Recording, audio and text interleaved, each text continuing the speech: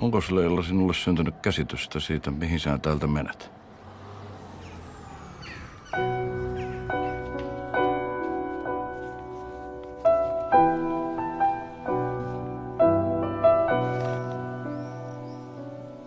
Tervetuloa. Hienoa, että olet täällä. Minä olen pappi Jaakob. Minä en viivy täällä pitkään. Meillä on tässä vähän tehtävää. Posti on jäänyt lukematta jo pitkän aikaa. Selvä. Ja postia pappi Jaakobille. Missä on Jaakob? Mitä sä olet sille tehnyt?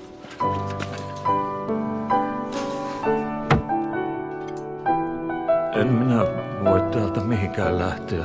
Sitten ei ole varmaa, että kaikki kirjeet tavoittaisi. Eihän siihen kukaan kuole.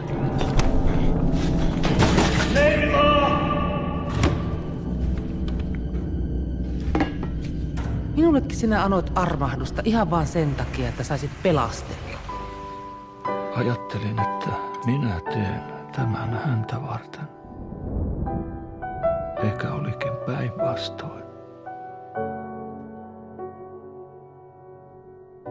Rakastavin terveisin pappi Jaakob ja Leila Steen. No voi jumalauta.